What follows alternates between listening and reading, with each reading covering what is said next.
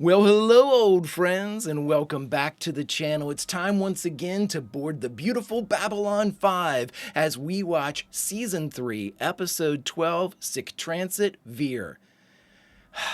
I don't like the way that translates, but we'll see what they have in store for us. And maybe it doesn't even involve Vir. I don't know. Paranoia, thy name is Babylon 5. If you could do me a favor, hit that like button, smash that subscribe, ring that bell for notifications. It greatly helps out a small channel, and it allows me to alert you next time it's time to board Babylon 5. And of course, if there's anything that we do that you would like early or in its full-length format, the link to our Patreon is in the description. And if you're not a fan of Patreon, consider YouTube memberships. You'll get all of our episodes at least a day early. But my dear friends, all that is then and this is now. And now it's time for no more chit chat as we watch Babylon 5 Season 3 Episode 12, Sic Transit Vir. Prepare to engage maximum warp reaction. And away we go.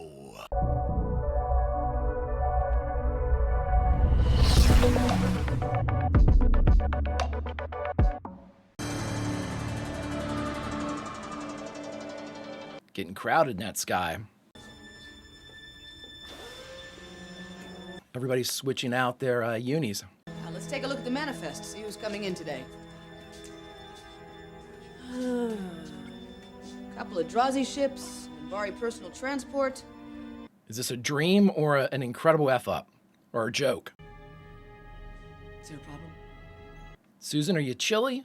Time is 0530 EST, July 3rd, 2260. Have a nice... July 3rd. Vir. He asked me to convey his compliments on your hard work, even if some parts of it do read as if they were written by Ambassador Malari. Londo belongs to the old school. He thinks we must be protected from the truth. You would do well to follow your own judgment in future. Thank you, Minister. Well, I'll let you go back to your room now so that you can pack. Oh, I heard a new joke. I don't know, what is more dangerous than a locked room full of angry nerds? One angry non With a key. with the key.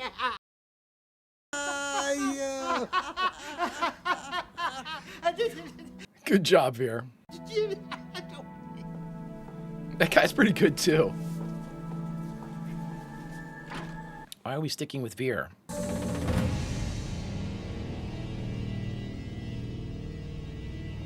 Is this like the dream episode? Susan's telling us about the failure of Babylon 5's peace mission. Only thing we have left is victory.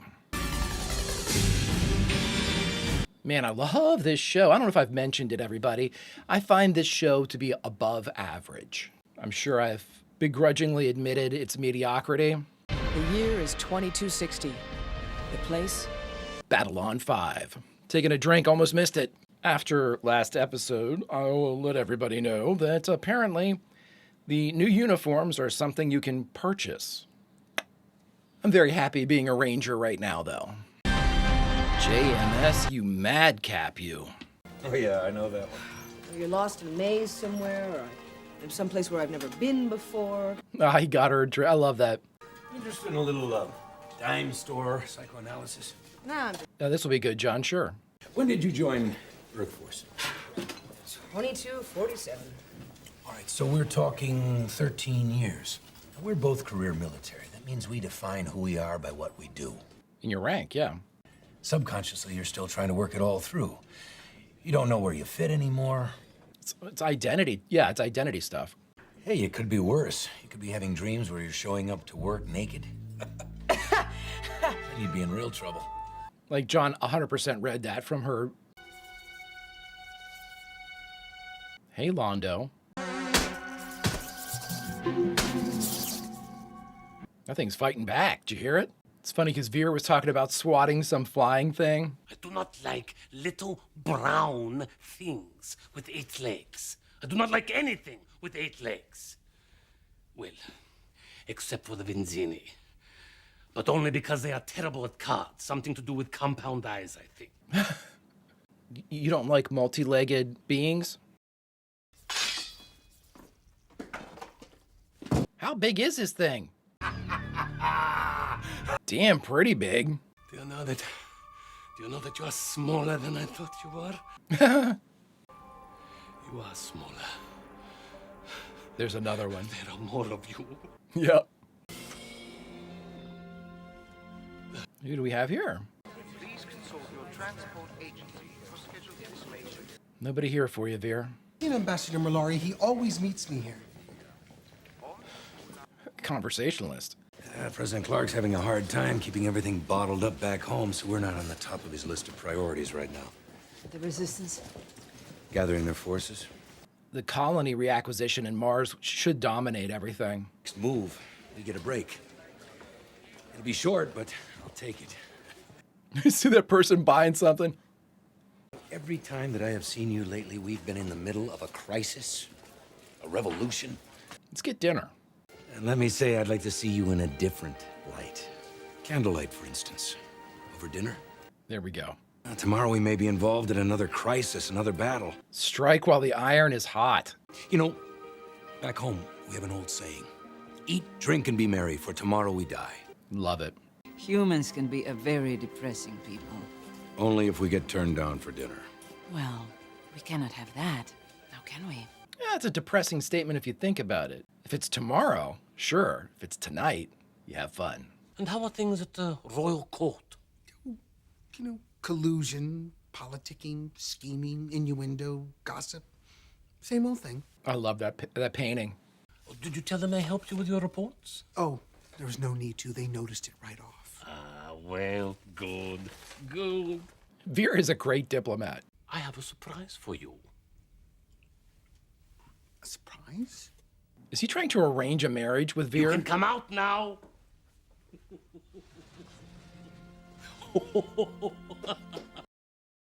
Hello, Vir. Is it not glorious, Vir? Your wife has come all this way just to see you. Her name is Lindisty, and you'll be spending the rest of your life with her. Lindisty? That's the wave. I know that you are now the liaison to Menbar. I know that your reports are in favor at the royal court, and that your star seems to be in ascendance. It does, Vir. For the right way. Oh, don't worry, Vir. I only told her the good parts. It was a very short conversation. I love it. He's so frustrated. If you see something this big with 8 legs coming your way, let me know. I have to kill it before it develops language skills. When I marry, I want it to be for love. A radical. A radical. If you give me a chance, I promise you, when we cross beneath the swords and bows, it will be for love. What do you got to lose, Vir? Other than her being a plant for Londo. Good afternoon, Sergeant Allen. Commander. Here you go. Now his jacket really isn't fitting. I was gonna run this by the chief, but this is more your area than his. We've had a lot more Narns than usual come through here lately, most of them escaping the homeworld. But they're not leaving. It's just that I was going over their papers of transit, and I noticed the name of the Centauri who approved them. Abrahamo Lincoln? You gotta be kidding me. Since when is that a Centauri name? Yeah, well, that was my reaction, too. Abrahama Lincoln, obviously Abraham Lincoln. Is this John because he loves Abraham Lincoln? I've often thought that when we are born, we are given time in a multitude of tiny boxes, so small that when we need them most, they're nowhere to be found. Okay. But we will grow together. You shall be the logical conclusion to all my happy thoughts. I actually like that line. Do you think I'm pretty? Oh, yes. The logical conclusion to all of my happy thoughts. Come on. Then let me be a fever from which you never recover, and our nights an anarchy of pleasure. Careful, Vir. She's a plant from Londo. I hate it, I think. The poison with Rifa, he's trying to get stuff on everybody. If you send me away, I will still be your wife in name, if not in fact. And I think you will find me a most pleasant fact. I want to like her. I want... Oh, Vir, I think you're falling, buddy. We noticed that the papers of transit came from your office on Minbar. Considering you're the only person there who knows much about Earth history, I figured you must be responsible. I needed a name to put on the papers. I don't have the authority to approve transfers from the Narn homeworld, so I invented somebody who did. That's awesome. There are many Centauri who would rather see the Narns suffer back home than be given comfortable quarters too close to Centauri Prime. We're trying to help in our own way. Vir is doing it. Ah, I love him. I usually just grab a bite on my way in. Jesus, John. Barely edible, but lots of it. Flarn. Yeah. You learned to cook flarn? Sort of. Ah, it's perfect. I'm going to vomit. I like that picture over there. Enough salt? Just right. You can be honest. It's his first time. He made a hell of a mess. Vir! Get behind me. Look, I don't know what you... I can't tell what's real and what isn't. It's just one level down, near Londo's quarters. I'll be right back. Obviously, this is real. Stay run! Oh, run. Shit. Put it down. That's a Shankar. Yeah, you brought a knife to a gunfight, dude. Why? Shankar. That's a Narn blood oath. Exactly. Meaning it's a personal grudge. For what? But you better run a check on the Narn anyway. See what you can dig up. Let's get your car in here. Will do. Take care of that arm. Cool shot. Going from camera to camera, or monitor to monitor. The Narns, who can say? You know how they are. Yeah, but he, You rest now. You've earned it. Oh, she's definitely not on the up and up. I've never been a hero before. Yeah, you have, Vir. Every time you sign one of those papers. Bad news, Vir. We think there may be another Narn out to finish what the first one started. Why? Is there anything you haven't told me? No, nothing. I heard there was a woman with you. Is she all right? Yes, Lindesty, my wife. What do women want when things get, intimate, you know? That's a hell of a question. Isn't there someone else? There's only Londo, but I don't think that's a good idea, and since, There's only Londo. If she's your wife, well, you must know a few things about her. Blank slate. Oh. Blank slate. I love it. Other women before this? There were other women, but I never got past one. You mean first base? No, I mean one.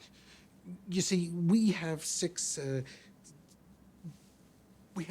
you see, and each one has a different level of intimacy and pleasure. Really?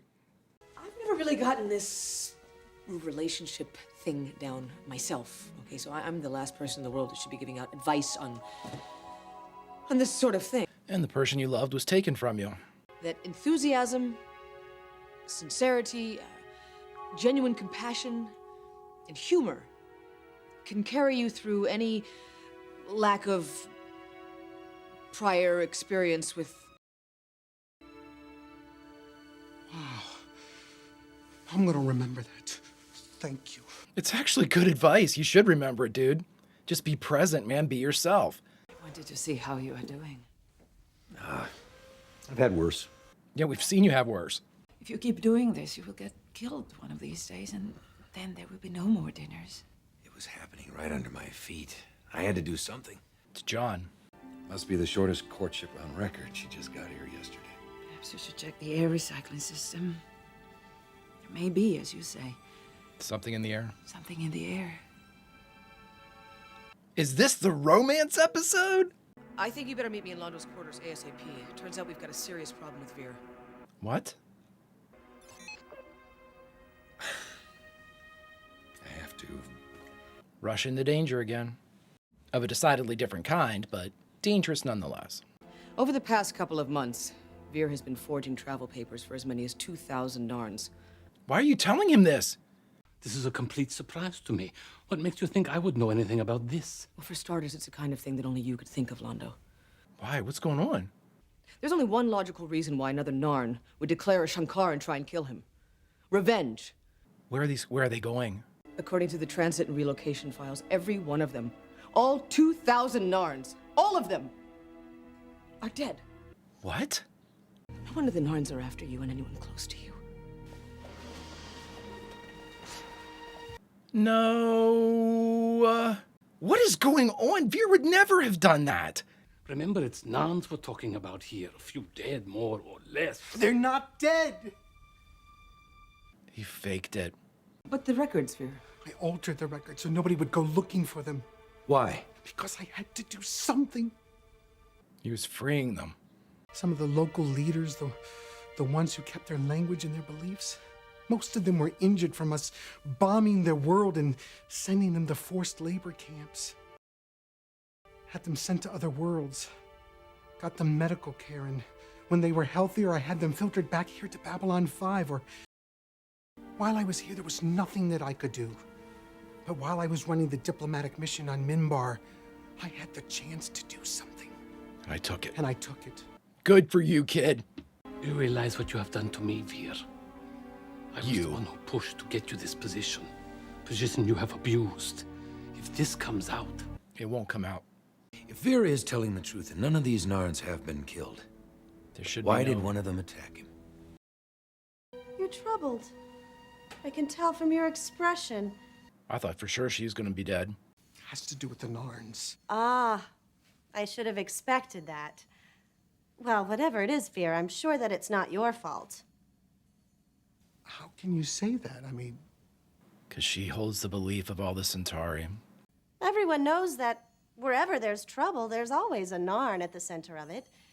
Oh, boy. Yeah. It's not their fault. They're simply inferior. I have something for you. Please, come. I can't, really. I'm not in the mood. This would cheer you up. Please, we don't have a lot of time. Please come. What is going on? 2 steps in. Lindisty. I knew you'd be surprised. What the hell? I saved him for you. I almost didn't. After all, he did intend to kill me. Ah, so close, Vir. I saw him on Narn. My father and I went there after the war. He was in charge of culling the herds. He would test their villages and find out which populations had the greatest tendency toward aggression. You cure future aggression by cutting out that part of the gene pool. Dear Jesus. Dear God. You could see the flames rising up into the night like brilliant flowers embracing the spring. This actor's killing it, talking sweetly of genocide. I remember he escaped with his brother from one of the villages we purified.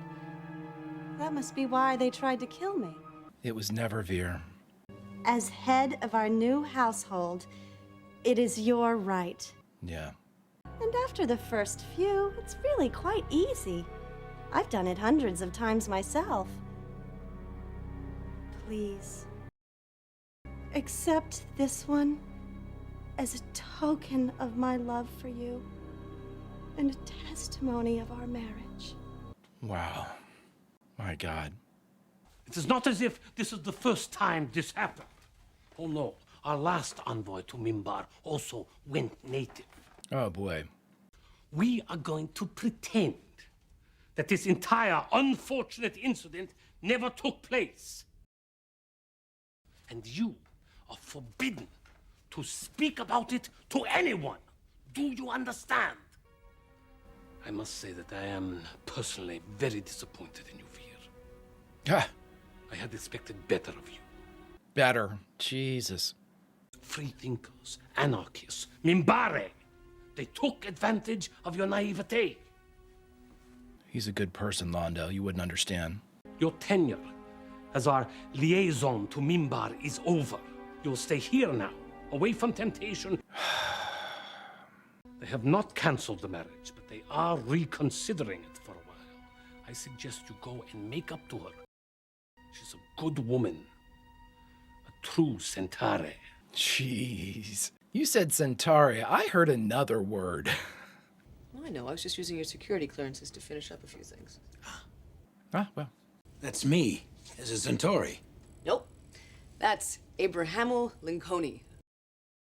Vir did a very good job creating a fake bureaucrat. Launder doesn't know about him, and he's still authorized to issue travel papers, so I figured, why not take advantage of it? Londo still doesn't know. So how many Narns do you think old Lincoln here can get out of danger before the Centauri figure it out? Beats me. It seems like even one would be a victory. Exactly. One is a win. You know, but operating behind the scenes, running numbers like this, using our resources to help other races, I feel like I've got some new options now. Provided by Vir. I think I'd really enjoy being a sneak. Then I hereby appoint you the official Babylon 5 sneak in residence. Oh, thank you.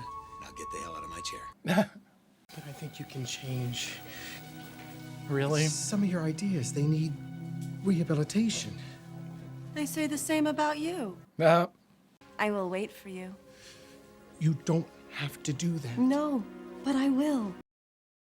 So I take your gentle face with me, transmuted into memory by the alchemy of my affection. Great lines. Steven's like, great day at work. Well, what relationships don't have their ups and downs? All right, everybody, we just finished watching Babylon 5, Season 3, Episode 12, Sic Transit Vir, and the only thing left to do is talk about it. All right, everybody, we just finished watching the 12th episode of the 3rd season of Babylon 5. What a great introspective on Vir, you know? Just something that we desperately needed. I mean, maybe not even desperately needed, but it's something that is definitely warranted now that we've seen it, because Vir, such an incredible... Vir has been folded into the main story quite a bit this season. We've had the revelation that one of Vir or Londo will only be emperor after the other one has been emperor, and that other one is dead, presumably, because you couldn't be emperor when you're dead. So whoever's emperor first is going to die and become the emperor after. I'm praying, I'm holding out some type of stupid hope that it's actually Londo who's the emperor first, and he realizes the error of his ways, and then he makes Vir the emperor. I don't know how that would work. That seems to be too much of a happy ending, so I'm going to basically rule that out. JMS doesn't seem to like to do those too often. JMS doesn't like to be predictable, you know, and so I think that doing something like that would definitely, if he figures out a way to do it, it'll be awesome. If we think we know how it's going to go, he's going to subvert that expectation and make something better.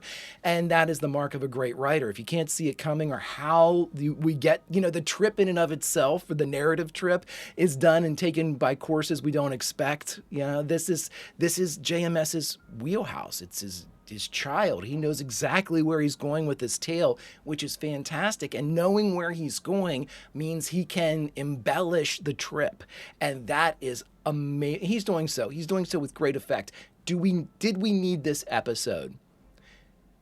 No, right? Unless there's some revelatory information housed within that comes back at a later date, which definitely could be something that's going on. But at the same time, this episode could have been summed up or in flashback. You could have had a 5-minute scene in a future episode where it's revealed what Vir has been up to. Would we have received this type of in-depth look at Vir? Absolutely not. So we have to think JMS had a reason for giving us this much depth, this much explanation into Vir, as opposed to what would basically be a summation, you know, if you did it in sort of a flashback in the moment reveal. So why did he do that? The only thing that we can come up with, the only thing that I can come up with here, is that he has much bigger plans for Vir. And to get Vir where he needs him to be in the future, we need to start building what will become the Vir that is necessary for whatever moment he has prepared for him in the future. We've seen hints of that with Vir. You know, I'm thinking of the conversation with Morden. You know, I hope I live long enough just to wave goodbye to you. You know, we've seen it. We've seen them coming forward. We've seen Vir growing, but this episode definitely speaks of a future involvement that required more evolution in the character. So what do we learn about Vir? I think the thing that is the biggest takeaway for me is that Vir, in many ways, when Vir was first introduced, he came off a little weak, like a little cowardly. You know what I mean? Whether it be, basically in the presence of Londo, he was always apologetic, which is part of his job, but he seemed to be more weak-willed, I think. And to me, in showing this and showing his willingness to go against the entirety of the Centauri government, because if they knew about that by his own admission, they only care about live Narns. They don't care about dead ones. He saved 2,000 Narns. That's damning evidence, especially like the Lord Rifas of the world, who have the power to have him taken care of. So, Vir's not stupid by any stretch of the imagination. In fact, I think he's highly intelligent for what he's come up with. I think he's highly perceptive in the way he views the Minbari culture. I think that he is highly perceptive in the way that he is able to identify that Lord Rifa, Morden, and now Londo have fallen. If they were ever, Lord Rifa and Morden, you could just say he identified them as air quote bad people. Londo, he recognizes the fall. Vir is perceptive and intelligent. This is a reinforcement of both of those things. But in addition to that, it's telling us that Vir is also brave, that he's also willing to put his own life at risk. Ran forward and attacked. We saw a very overt display of that whenever they were attacked, and he said, run, telling Lindistry to run away. But at the same time, there is a strength to Vir that we haven't witnessed yet, and it's that strength that I think JMS is trying to reveal through episodes and moments like these. Yes, we've had hints of his strength, his willingness to stand up to Londo, to stand up to Morden, to stand up to Rifa. But those have been fleeting and they haven't been constructed in a way as to build upon one another. We just see flashes and then he recedes into the background, which is the way Vir should supposed to be. He's not at this moment a politically powerful person, especially now that he's had this, ambassadorial or emissary role taken away from him. But he's shown that he doesn't care about the power that's surrounding him and the consequences that could be invited upon his action. We're being set up in a positive way. JMS needs to get a couple specific points about Vir across, and this was the episode to do it in. This was the episode to say, he is strong, he is brave, he is thoughtful, he is empathetic, he is perceptive, he is intelligent, he is shrewd. He has a lot of the great qualities of the Centauri and very few of the ones that we've seen reflected in the poorer examples of the Centauri, like Lord Rifa. We've had some great examples of Centauri. I'm thinking of Majel Barrett. I loved her character. The Emperor seemed to be earnest and forthright. It's a shame that he was taken so soon from us, because there was definite hope for the Centauri people there that has been subverted by the powerful and the corrupt. But the bottom line here is we're seeing a side of Vir that has been hinted at but never quite revealed. And so JMS has done so. JMS has started us down this path. But in addition to the revelations of Vir's personality, of his motivations, of his actions that he has done to put himself into play, we have this wife that has come in. Now, again, just what a great scene, too. How sweetly to talk about genocide. It's bone-chilling to watch that. That the wide-eyed and the smile talking about eradication of villages that were being called by her father. Bringing her back from that mindset would probably be Vir's greatest accomplishment. Do I think he can do it?